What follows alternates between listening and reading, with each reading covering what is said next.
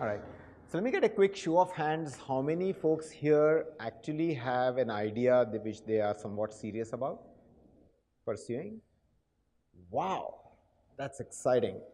So what we will do is that during this talk, let's make it interactive. So if you have a question which is relevant to something which we are discussing, just raise your hand and we'll actually go ahead and address that, because one of the things which I hope you take out of this time which we spent together is a better way of going ahead, right? You know, as I always say, in any meeting, what is the state change? How you are thinking before and how you are thinking after.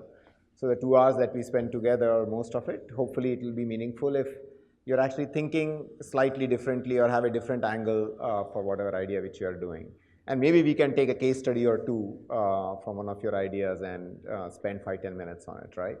That might be to apply some of the things which we are talking about. So let me give you a little bit of more context. Thanks, Anand, for the introduction. Before I get to a little bit of background, so first of all, it's like really exciting to see, the first time I'm here in IIT Gandhinagar, and I've spent time in IIT Madras, of course. I've also been to a couple of other IITs, but the first time I'm here. The energy and the way in which Professor Jain is thinking about, I had a chance to interact a little bit with him about developing the curriculum here and the kind of things he's focused on is just very, very exciting. And the kind of faculty talent which is coming back here is I have to say, just so exciting to see, and much better. I think that all of you are getting a much better education than I got in IIT. So I think that's great. So the second thing is that I'll tell you a little bit about my own background, not because I want to talk about it, but more because everybody has a bias in terms of how they come into a particular point of view. And I have my own bias as well, right? So, and that is coming from my own background. So this is how things have sort of like worked out or not worked out for me, and it is sort of coming from there. So just from an entrepreneurship standpoint, my first job out of college was actually in a startup, not mine. One of my professor from grad.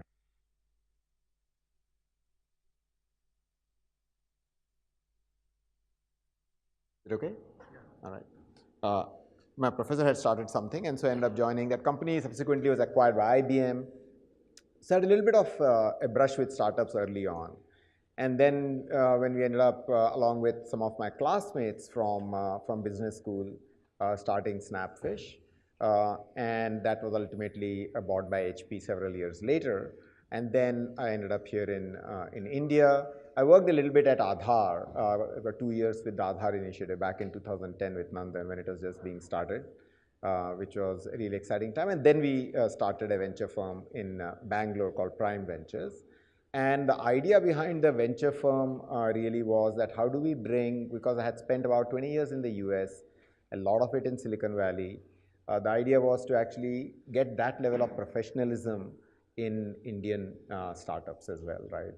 So the investments and the way we run these companies, to the extent that we can create really high quality companies out of India. That was the vision. And it's been really awesome to actually do that. We actually even have a couple of IIT Gandhinagar alums in our portfolio, and they seem to be good. So you'll see, as the time goes on. All right. So let me start off with the presentation itself is only like 5 slides, just in case you're wondering how long this is going to be. But really, it's more talking points for me to have a discussion with you. So first things first, right? So what is it? How do you start this whole thing? So the first thing is the idea, right? And I do want to spend quite a bit of time on this. So the idea is, what is the problem which you want to solve? And picking the idea. And let me take a step back and think about, tell you like what the venture perspective on this is, right, as an investor. Now, we might think that we are looking for the best team, we are looking for the best fit and so forth, but I would say that 60 to 70% of our success as investors in companies is picking the right idea. It's not even the right entrepreneur. It's actually, first and foremost, it's picking the right idea. And picking the right idea is very much like actually picking your spouse for if you're thinking about getting serious in a relationship. And the reason I say that is that once you get down the path and you have chosen, an idea is like a mountain that you're looking to climb. Once you have chosen what you're going to do, you're going to be at it for 5 to 7 years. Might even be longer than some marriages last these days, but it's like that serious an endeavor. So think about it. So you are 21 when you graduate from college, right? Something like that. Or if you're a master's, you're 23 or something like that. You spend 5 to 7 years, it's 30. So right, so you're, so I'm going to like quickly fast forward you how the next 20, 30 years might look for you. Okay, so you'll do idea number 1, gets you to 30. Then by that time you're saying, wait a minute, you know, maybe you're married, maybe you're not, maybe I should have kids. It becomes 33 or something, 34, 35. Then you have idea number 2. Right? You say, now you're still a really ardent entrepreneur, maybe the idea number 1 didn't go as well. Let's do idea number 2. Another 5, 6 years. So now you are 40. 2 ideas, right? From the time you graduated to 40, when most people would say you are middle-aged. Now 40 at this time for you might actually seem like infinity, but it is only 2 ideas away. And after that, now you're thinking, wait a minute, in case I'm not financially well off at that time, maybe I should actually go take a job. Your wife is saying, what the hell are you doing? Or your husband is saying, what are you doing? You know, let's go get a proper job and have a nice house to live in. So then you actually move on to a job. And then maybe you'll do a 3rd idea after that. So in general, you'll probably do 3 ideas if you are a really serial entrepreneur. So now think about it, like how important is the first idea? It really is very important that how you pick that idea and how much diligence goes in understanding what that idea is. So in our case, let me give a personal example here. So this was in late 90s when the internet boom was going on. Amazon was a small company. Anything was getting funded. You could sell toothpaste on the web and people would come and give you $5 million to do it. So what happened is that I and 2 of my co-founders who were both from the business school, very, very strong guys with very good backgrounds. And so we ended up saying, okay, what should I do? Really, we had like no clue about what is it that we wanted to start, but we just said, let's start something. That was like the idea. So we said, how about we start a telecom company? Now this might seem like the most ridiculous thing, but in the late 90s, we said, okay, you know, cell phones are just coming out, and we said, let's start a telco, and let's start a newish telco. We'll put everything on the web, and all the bills, everything will be online, and I think it sounds like a great idea. Okay, so we put together a nice business plan, beautiful spreadsheet, we put together a nice presentation, and we went around pitching, and we were actually in Canada, I think, that we ended up talking to a telco in Canada. And they saw our thing, and they said, we want to invest. So they went ahead and gave us, I think, a term sheet for $7 million, which even now is a lot of money. But we said, okay, you know, thank you, you know, let's think about it. And they left us in the room. And I recall having this conversation, right, with my co-founders. And we are all discussing that, wait a minute, do we really know what we are doing? And there was this moment of like, come to Jesus meet a, moment wherein you come back and say, wait a minute, we have got this term sheet. If I take this money, what does it mean? And if I start this thing, what am I signing up for? And then we only at that time, did you actually really started thinking about what it means to build this company.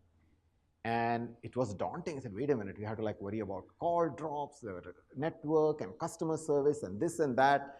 And the longer we started like writing this down, we said, we don't know ABC of any of these things, except that we are very good at projecting a concept, but now we have to go and learn all of this stuff, and it just seems like a really, really hard thing to do, and we don't think we are the best guys to do it. So we actually turned that down. So we said, we think about it. We don't think we are actually, sorry, we wasted everybody's time. Gave us a term sheet, but we don't think we are going to be successful at this.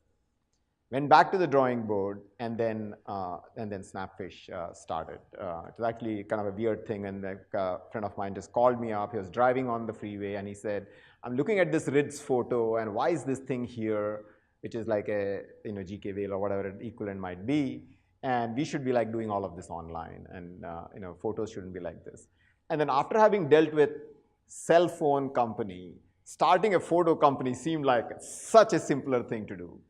And he said, yes, this seems like something which we can pull off, right? It's very simple. It still had a complexity about how do you produce the photos, this, that, and everything else. But this we actually understand. So what is the long and short of this, right? Because a lot of times when I talk to entrepreneurs, the message I see coming is that getting funded is an end in itself. It is actually the end of the beginning, if you want to call it, right? Because after that, the real haul starts, because now you have to go and return all this money at some point of time to your funders.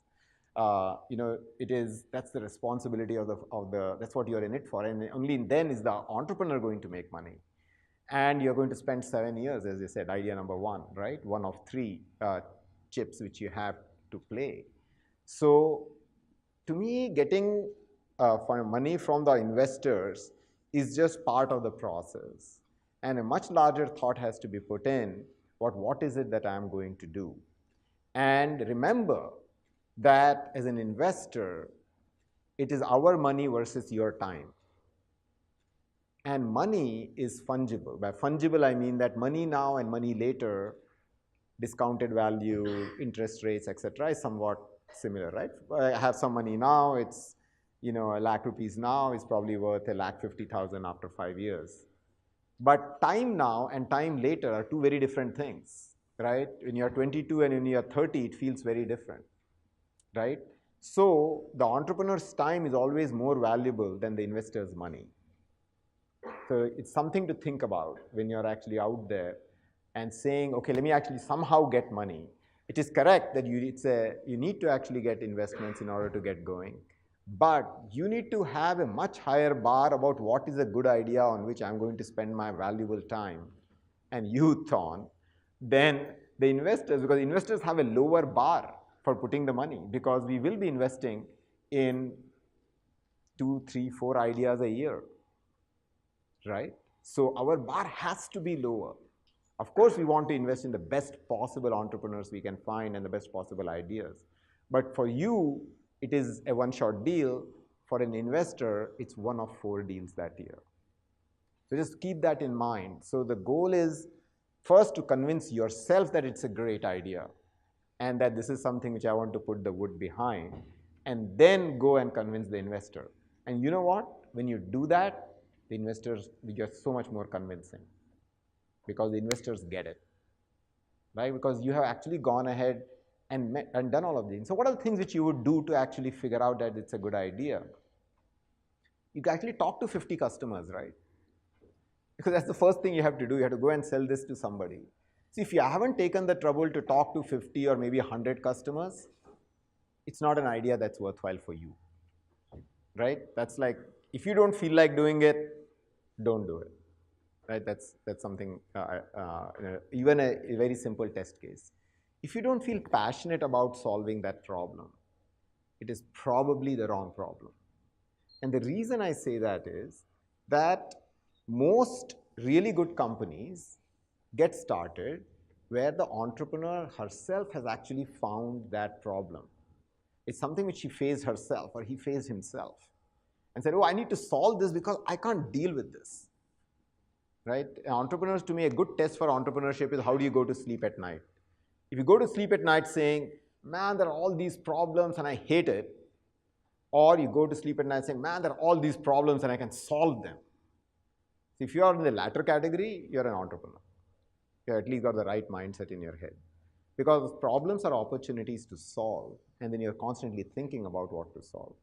So picking a problem is more than half the battle, because a moderate team in a right problem becomes a great idea, a great execution and great success for everybody. So a good team, this is something which the guy who started Sequoia said, right? A good team and a good market, the market wins. A bad team and a good market, still a market wins. But a good team in a bad market, you know what? However hard you try, you're not going to be successful. It's very, very difficult. And that's why you hear the words pivot and this and that, right? Which is changing direction. It happens when it's a great team, it's in a bad market, and then the team is smart enough to figure out that, look, we are actually chasing the wrong dream. Let's go and figure something else out. So that's about picking the right idea. And if you just have to pick one thing from this talk, I will say, is that remember that whichever idea you decide to pursue, you'll be spending 5 to 10 years on it. So it's much more than getting a degree. It's like getting a double PhD, right? So once you put that bar, you'll be a lot more sanguine about saying, okay, you won't go and say, okay, how about I create a little widget which will go on the Chrome, on a Gmail, and it will actually make you send mail faster. You'll at least not ask those kind of questions. You can say, wait a minute, that seems like a waste of time. I want to do something more meaningful. And if there's one thing you take away, just take that. Always keep that particular parameter in mind, because at this stage, getting out of college, you have not spent 5 to 10 years in anything, right? College is the longest single sustained period of anything. And so these things look like theoretical concepts. Like, I'll obviously not spend 5 years. I think I'll get in 2 years, somebody will buy me, and then I'll do the next idea. That's what it feels like. That's what it felt like to me also when I started. And that's why I'm actually stressing it ad infinitum, like double underline that. And one way to, so the question here is that, how do you find what are good ideas, right? And that's a question which I have been asked. And there is no formula for it, okay? That's one. The second thing is there are, however, some hints about that you might be onto something. And the hints look like this, which is customers actually come seeking the solution from you. So if you have customers saying, hey, look, I heard from this friend and your website, which is sitting in one corner there, on a little static web page, like you're getting inquiries.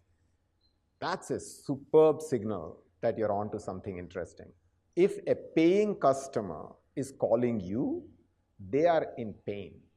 And you want to be in the business of building aspirin versus vitamins. If somebody is in pain, you want to be the guy with the tablets. But if you're actually in the vitamin and saying, hey, look, if you take this, you're going to get more muscle, and you're going to be taller, bigger, smarter, beautiful, that's actually convincing the other person. If I say, I'm already fit, like I don't need this vitamin. So that's the conversation you'll frequently have with your potential customers. So always ask yourself, what is the pain point of this person who is in front of me? It could be a business, it could be a customer. And whether they are really going to write the check. If they're really going to write the check, they have a slightly different demeanor. They really want to follow up. They want to get it done because you're solving a huge, huge pain point for them. There is a company of ours which is in logistics, okay, truck logistics. And they do a bunch of things to help fleet management, right? Trucks are going all over the place and, delayed, which route to take, this road is closed, consignment is late, the dude is getting fined, the driver is drunk, whatever, gets into an accident, all these problems, right? So in their case, the first few guys who are deploying the solution love it so much that they're saying, hey, look, how about I just buy the trucks and you just run my whole business. You seem to be making so much money for me using your solution. So that's a kind of indication about good ideas, right? Your customers can't do without it. You become a very critical part of that entire ecosystem. And when you're not, it's a problem. So that's one, right? The customers are actually calling for you. Sometimes it does take a while to actually find that customer. So you might have the right product, you're just not targeting the right customer. We're having some of these conversations yesterday and today with some entrepreneurs here.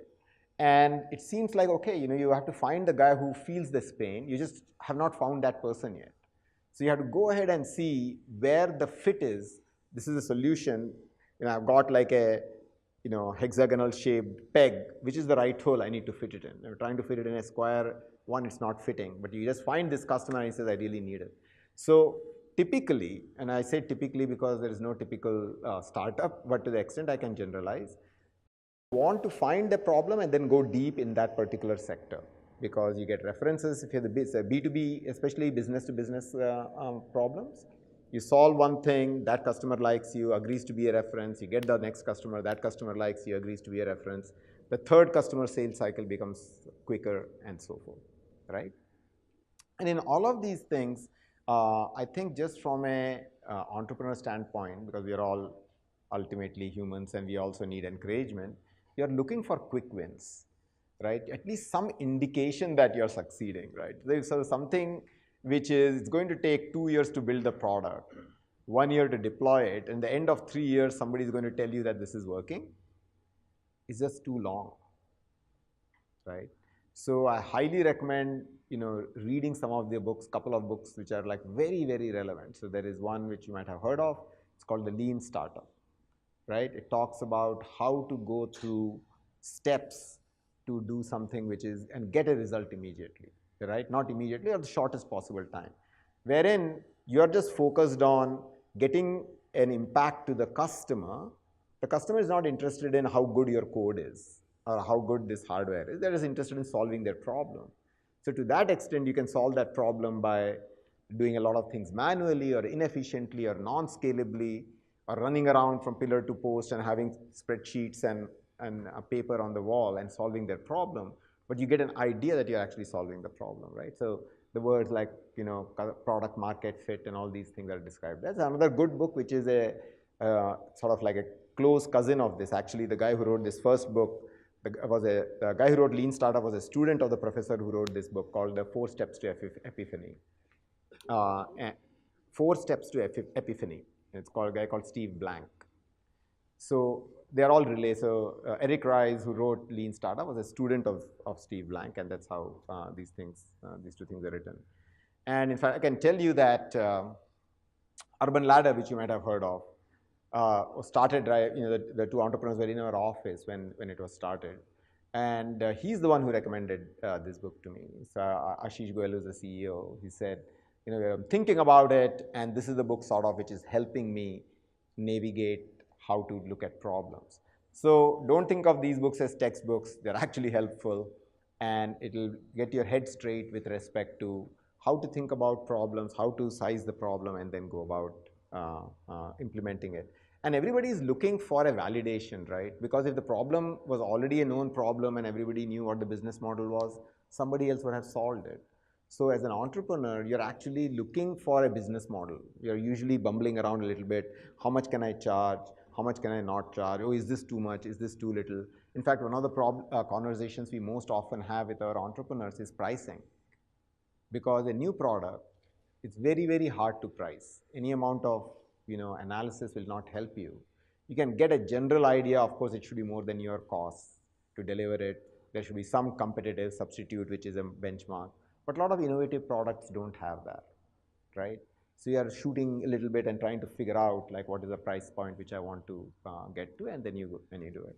So all those things are part of what is called as product market fit and so forth. So that is about picking an idea. Let me pause here. Any questions or comments, something which you disagree with, or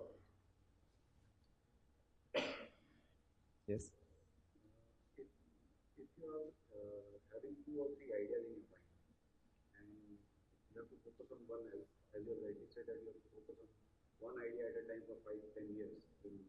How do you choose between? Yeah, so the question here was that, hey, I have 2 or 3 ideas, how do I choose which one to go after? And this, by the way, is not an uncommon thing at the beginning, right? Because in one sense, you want to look at 2 or 3 different things. So it's perfectly fine to actually look at 2 or 3 different things. However, you can sort of only evaluate them one at a time, right? So how do you evaluate something? One thing is you cannot do a survey and try to evaluate it, typically, right? Because your customer doesn't even have an idea what this product is because he has not seen something like this before, right? So the right way to do it is to create some kind of a prototype and go to a target customer and say, is this something which you would like to do, right? So I think that good old-fashioned legwork and going from talking to a lot of customers, having a sketch for what you can do. Typically what I have seen is if you have something which they can, if it's a software product, some screens which they can look at. If it's a hardware product, something which it shows the product delivery on the back end, maybe you're doing everything manually. You have to actually make it real for the customer. Then only they'll take it seriously. Otherwise, they'll all be your friends and family and they'll say it's a good idea, right? The real customer will not say so. So that is number one. The second thing is, and this is probably something which I see very rarely happen from first-time entrepreneurs, is market sizing, which is figuring out how big the market for this product actually is, right? So you are saying I'm going to build, and that's why I said I'll probably take maybe after the talk if we have time. If one of you wants to, we can actually look at the problem and see how do we estimate market size for that particular problem, right? This estimating market size is an important thing because it was not really clear to me also when we started. We just felt like this spreadsheet exercise feels so anti what an entrepreneur should be doing, right? We feel that an entrepreneur should be building and going out there and selling. And what the hell am I doing putting spreadsheets and saying number of customers, how much will they pay, this, that, coming up with a number.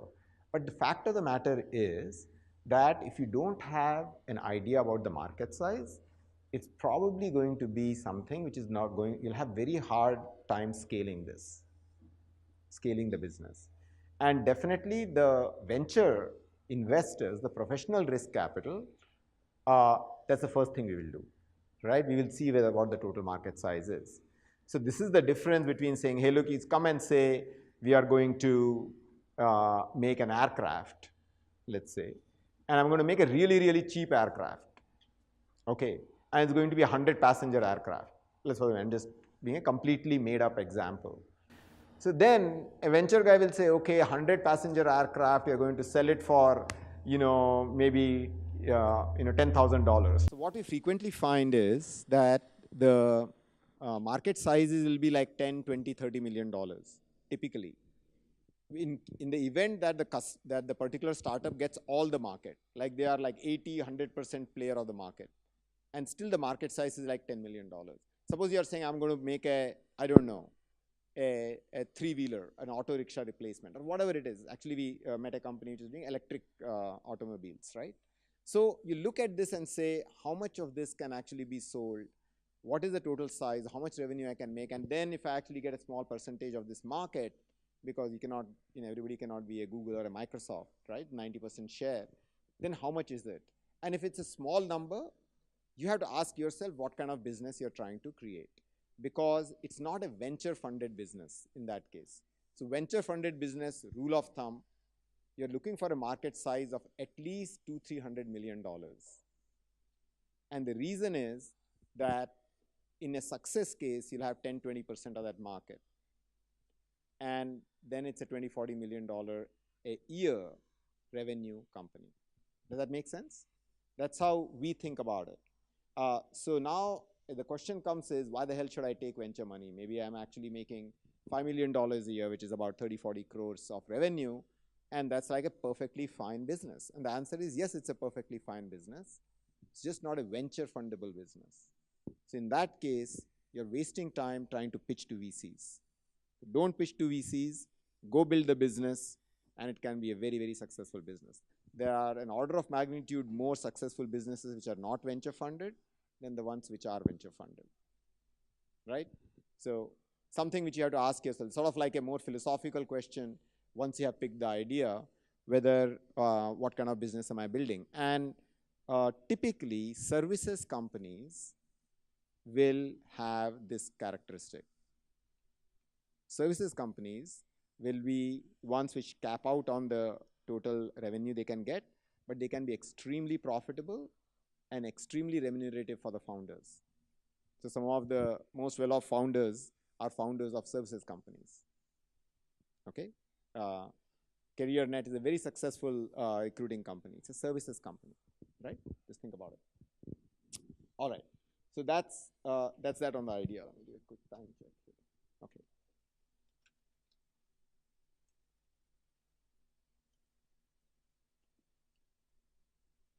So the second thing after that,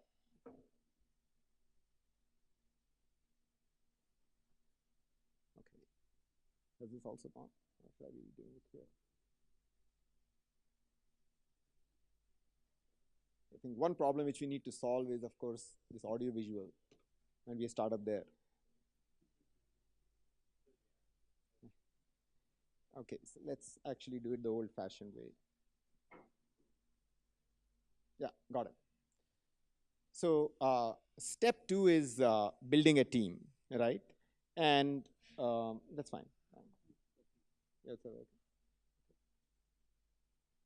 Step 2 is building a team. So once you have actually gone ahead and got an idea, how do you go about building a team? And I won't spend that much time on it. And the reason is that this is something which can be solved after, if you have picked the right idea, usually the team sort of like finds itself pretty quickly. And the thing here to keep in mind really is that being a single founder is really hard. I'll just sort of like put that statement out there. Being a single founder is really hard. You need somebody just to be another warm body, to pick you up when you're feeling down, to trust and have a problem, have a discussion and say, hey, look, what should we be doing? To have some complementary skills. You are sick, somebody else is picking up the reins. For all these reasons, I highly, highly recommend have more than one founder. 2 or 3 is the ideal team size. Okay, 4, which is what we had in Snapfish, is a little bit larger, but we have seen 4 founding teams as well, which seem to work. After 4, it's too many, and you will find that the reason it becomes hard after 4 is that the initial dynamics tear itself apart. So it's sort of like a ball which is spinning, and stuff starts flying out of the wheel. So these are just sort of like rules of thumb. Usually when I have seen successful cases with more than 4 founders, there's usually one key founder. So he or she has actually come up with the idea. So she's sort of like pulling everybody else together. They have kind of joined a little bit later. So there's one like main leader for the team, and then it's okay. Then everybody kind of like is in there. But think about it, single founders is very, very hard. And it takes time. And then the longer you are being a single founder, the worse it is to actually find somebody. Because cultural fit, alignment on compensation, vision alignment, et cetera, just becomes hard. So that's the thing about team. One more piece is that there's a very interesting, if you actually Google this, you'll get some videos on this. This notion of, do you want to be rich or you want to be king? Basically, this is the question. And the reason is this, that if you want to be king, this is a struggle between control versus actually getting more people on your team. And more people are not just other co-founders, they're also investors, right? So because when you are coming in and you're taking money from an investor, there is dilution, right? The investors might say 20%, 15%, 25%, 30%, whatever it is, right? Depending on the money and the stage of the company that you're at. And so now you have to choose whether I want to dilute all of this, have another person sort of sitting on the board who will be asking me questions at least once a month, if not more, at the initial stages. Or do I want to be king of the hill? I do not want anybody to ask me questions. I like being my own boss, in which case you want to be king. So that's another reason why you don't want to take venture money. Because if you really, really want to be king, you don't want to mess around with all these other investors, don't take money, right? It's totally fine. Very few really large businesses have been built without taking venture money. That's just the nature of the beast. But there are examples where things have been bootstrapped all the way to being a very large business. And it's okay. Remember, though, that in more than, I think statistics say that in 50% of the cases, after 3 or 4 years, the CEO is not a co-founder. 50% of the cases. And the way I look at it is that hopefully it's a more friendly transition in which the person who is coming in is hopefully increasing the value of the company, so that the original co-founders themselves are making more money as well. But just something to keep in mind, right? So if you're in the business saying, hey, look, I don't like to listen to anybody, I want to do my own thing, I don't want anybody giving me any directions and so forth, then that's not a good enough reason to be an entrepreneur. That's definitely one trait, but not a good enough reason, because it should be more driven by the problem which you're trying to solve. That's about the team. Any questions on that? Somebody has a problem, like how do I deal with this or something like that? No? We all seem to have good teams here. All right. So step 3 is investment, right? So now I'm going to talk about ideas wherein you are pitching to a VC. Okay. So the first thing I have to say is that location matters, right? Where your company is located. And this is a conversation I was having yesterday with Anand and Venki as well, which is that you sort of have to go where the venture ecosystem is, right? Where the venture investors are. And that happens to be in, at least for tech, I think 50% of the startups are in Bangalore. And then the next 30% are between Bombay and Delhi. And then the other cities have the rest. So that's sort of like the Pareto chart of startups, right? So where do you think are the most investors located?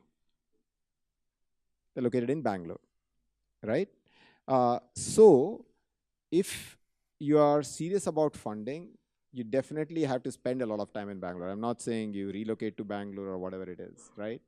It is just a smart idea to, once you have gone ahead and built something, to spend time there.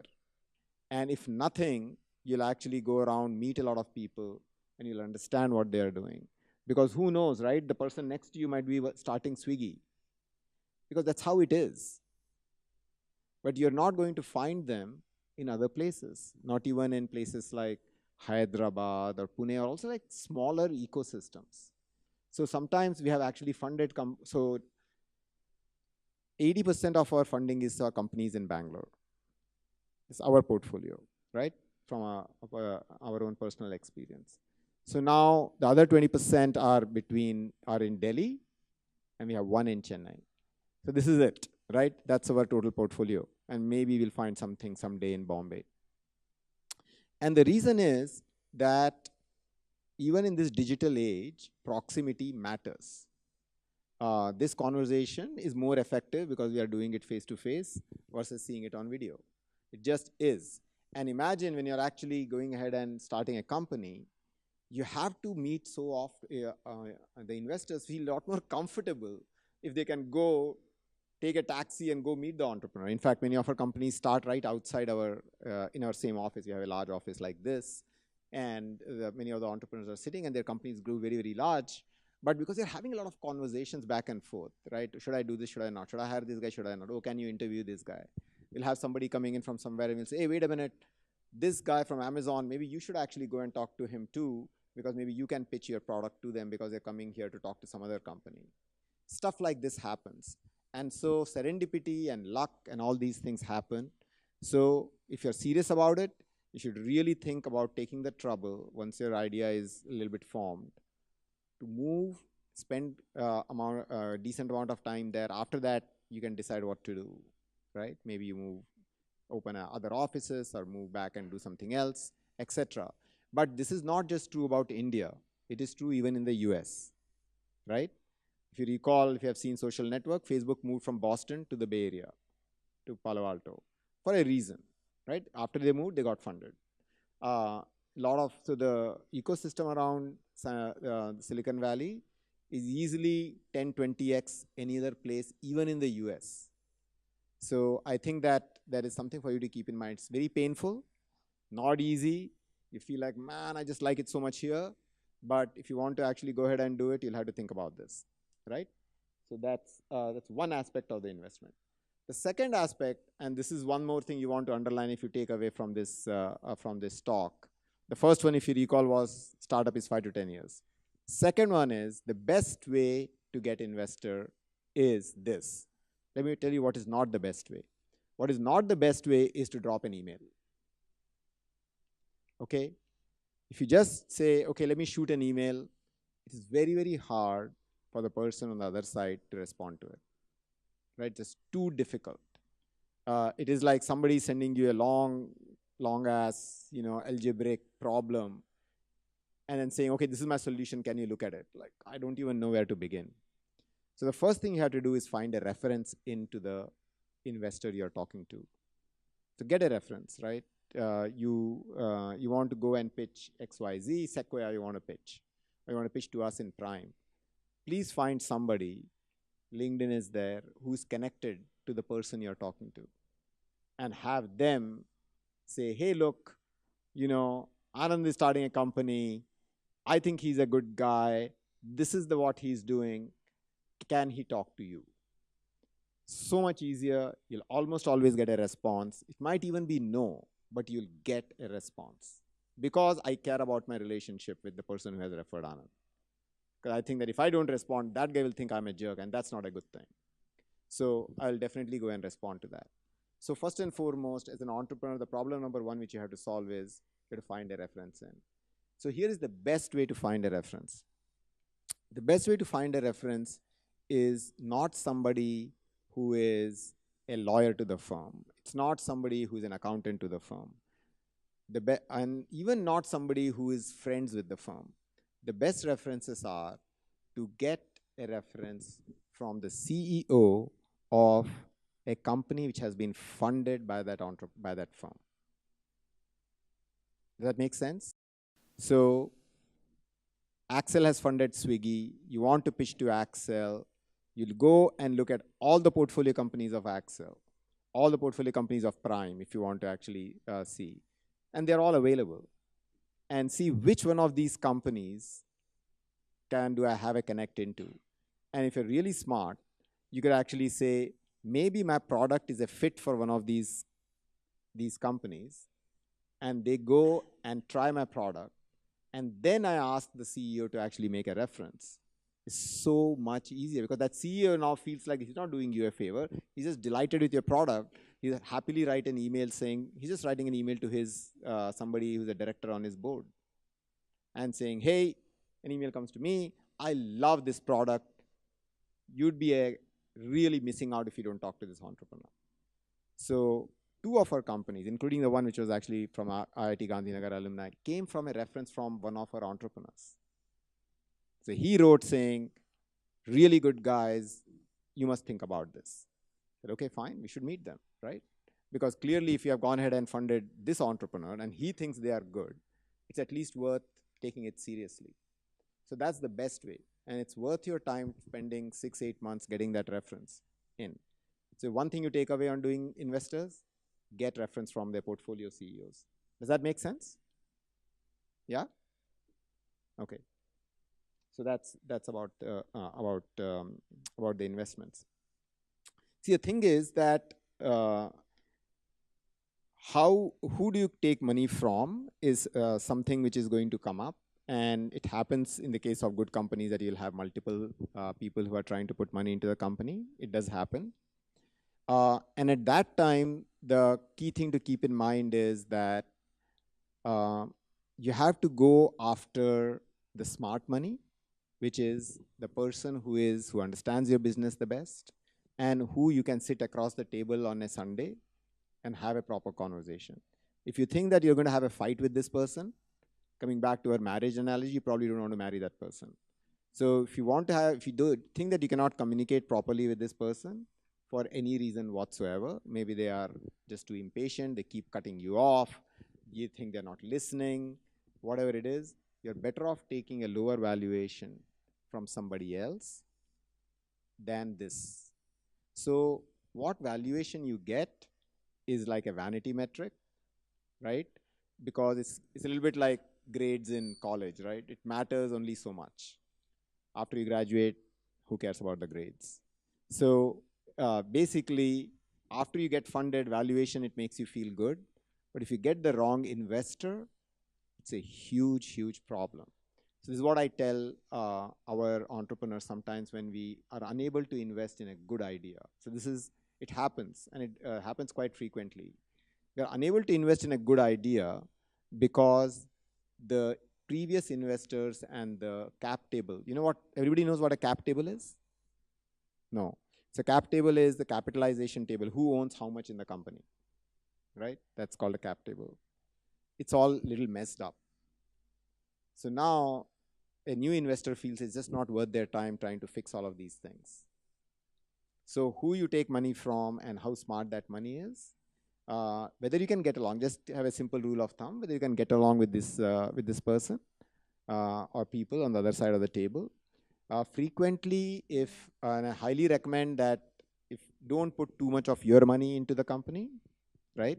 You're already taking one set of risks. I get this question always, how much should I bootstrap the company? My own money I should put into the company. How much should I, take money? How early should I take it? I will dilute less. I'll give less equity to the other person. So my recommendation is the following, that take money from investors in general. Of course, you have to put a little bit of your skin in the game. But the reason you do it is that the people who put in money can afford to lose it, right? That's the business they are in.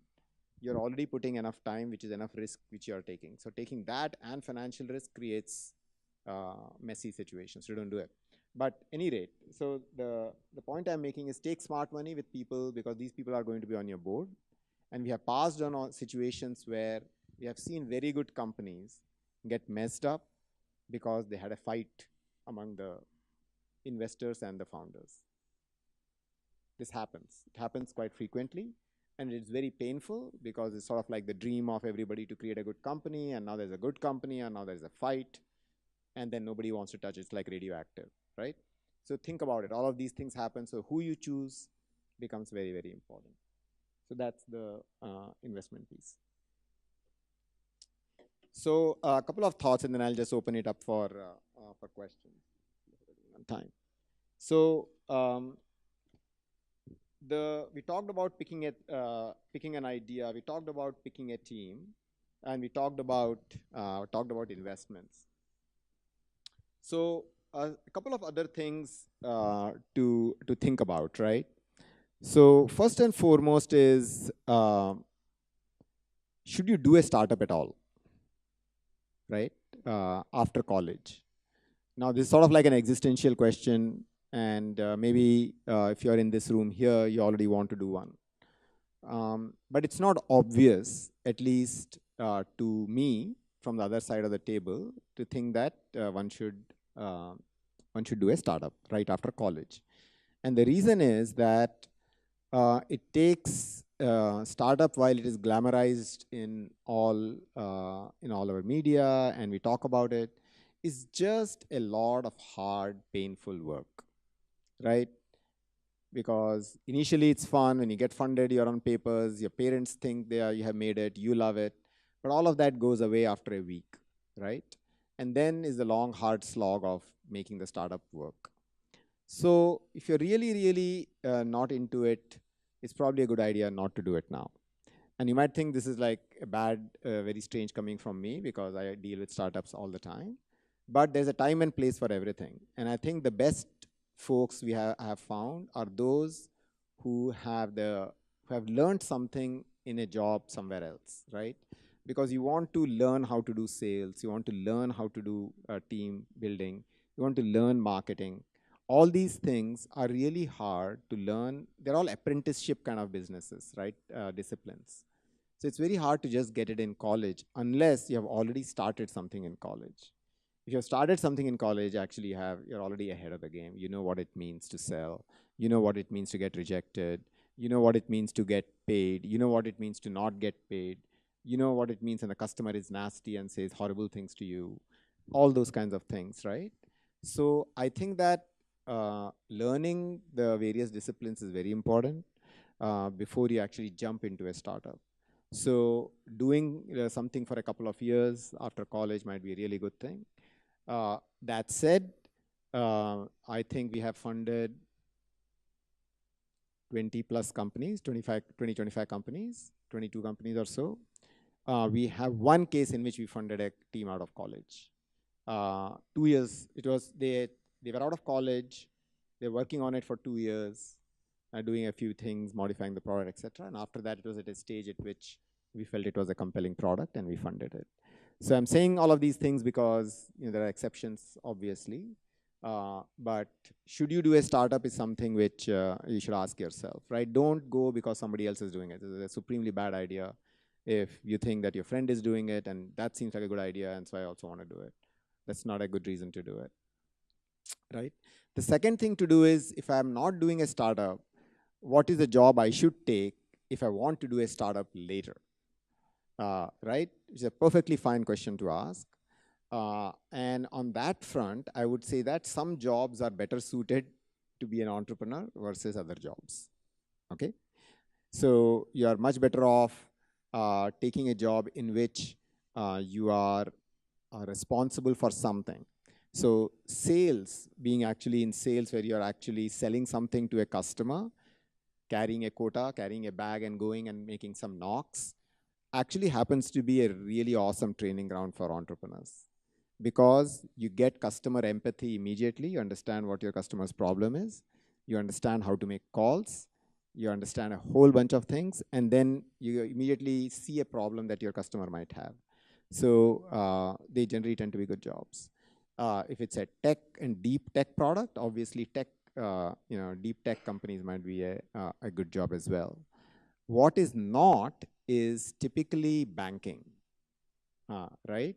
And the reason I say that is that in banking, you are somewhat removed from these things. And so if you are in banking, but you're an entrepreneur, then you have to be thinking about maybe all the fintech stuff which is happening, and that takes time. So you're probably doing a company 5-7 years later.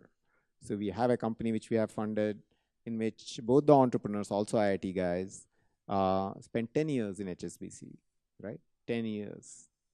And after that, they said, look, this really is a bad idea about the way the company is doing it. We are going to do it better. There's another entrepreneur of ours in which in his early 40s, a senior VP at a bank and started a company. So what I'm trying to say is that enough opportunities to start companies. Don't be in a particular hurry to do it right away. Of course, if you feel passionately about it, you should do it. But think about the kind of job you're going to take if you're going to do a startup, right? Because some jobs are easier to do a startup from. Some jobs are hard. So this is the third thing to remember if you take out of this talk, which is how to evaluate the jobs you're going to take. And don't spend 5 years getting 2 years worth of experience. Basically, that's the bottom line. Because some jobs, the rate of learning is so slow, you're buried deep in the organization, nothing much is happening. It's okay to be a little impatient and say, what am I doing in this? And if it's not the right thing where you're not learning much, you're actually better off quitting and doing something else. So the best jobs are where you get 5 years worth of experience in 1 year. Right? Those are companies in which you're growing very fast, lots of problems to solve. They don't have time to manage you. They throw you at the deep end of the pool and say, go swim and do something and talk to the customers because we have so much demand that we don't know what's going on. Those are great places to be because you learn a lot, right? In fact, the IIT GN company we funded, the founders were in Myntra, right? Companies going through the roof, all kinds of stuff is breaking. They can come back and say, oh, look, these are all things which are breaking. Maybe I can fix it. And now you have the network. There are people who know you. You actually know what a real problem is, right? So try to see how much experience you're getting with respect to the number of years you're actually putting into it. And then I'll finally, do a couple of like other relevant things, right? So, about networking, because other things which it's a question which I often get asked is, okay, how do I get to know people and networking, and should I actually go to a lot of meets and so on and so forth, conferences, things like that. All those things are good, but typically what I have seen is that the best networking occurs in small groups, right? Where you might have a group of similar entrepreneurs. You might have an entrepreneur circle here in Gandhinagar or Ahmedabad or wherever you might be. It doesn't typically happen in very, very large meetups. So if you're meeting other entrepreneurs, you have to proactively seek them out. There are usually a lot of one-on-one conversations are better networking opportunities than anything else. And so finally, I'll close with this, and we can open it up for Q&A. Is that the things which I hear from folks who are, well into their career is, they might be in their 40s or 50s, and they might say, hey, look, I wish I had been an entrepreneur, right? You do hear that. And what I would say to that, like, how do you not want to be in that position, basically, right? If you're a student now and you say, look, I want to take a job and it is safe. So the thing to remember is that you don't have to do entrepreneurship now. You can do it later, but whenever you choose to do it, it will feel highly uncomfortable. So a good test which I have felt for myself is that if you don't get that weird feeling in the pit of your stomach and saying, shoot, am I actually doing something which is completely and totally stupid? If you're not asking that question, then it's probably not an idea which is going to fly.